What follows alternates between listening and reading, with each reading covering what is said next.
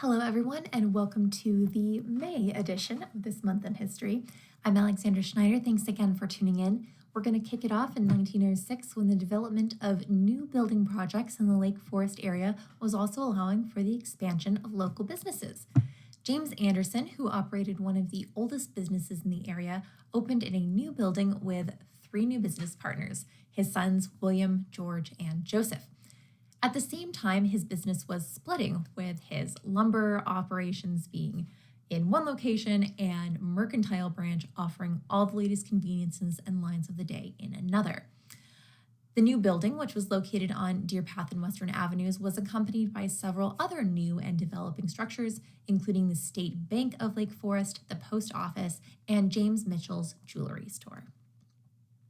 Moving on to 1920, the community, of course, was looking forward to Memorial Day and its accompanying ceremonies.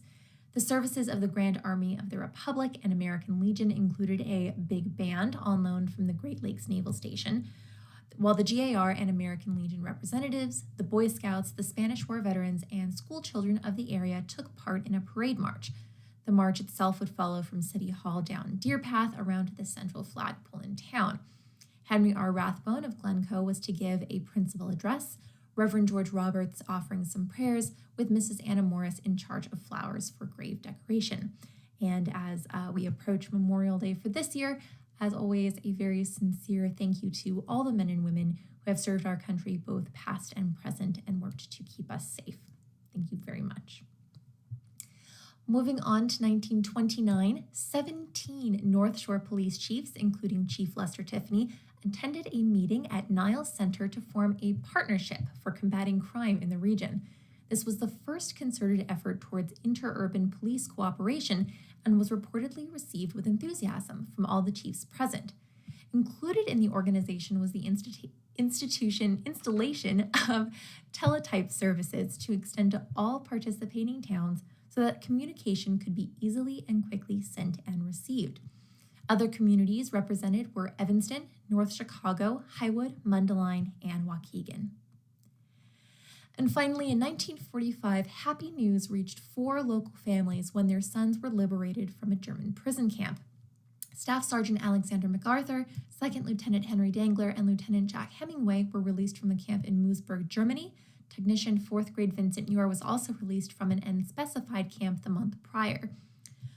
MacArthur had been a POW since April of 1944 when his plane was shot down over Italy. His parents had not heard from him since the November prior. Dangler had been reported missing after a bombing mission over Austria and had been a captive since June of 1944. His parents had been presented with the Distinguished Flying Cross for his achievements. Hemingway had been captured by German forces at Saint-Dié in France the previous October, and Muir provided additional details of his liberation in a letter to his mother that the British 7th Division had led the liberation of where he was being held. Yor had been missing in action in Belgium since December, and here I offer some historical images from the Moosburg Liberation and the Red Cross packages which were distributed. Another appropriate story as we think about Memorial Day. That's it for this month in history, both for the month of May and for the series, I think. I want to thank you all so much for tuning in and joining me as I learned a lot about the history of the area. I hope you did too. It's been really fun for me to do these videos and share these stories. The History Center is going to be reopening with more extended hours, so I hope you will all be able to come in and see us in person very soon. Stay well, stay healthy, and thank you again.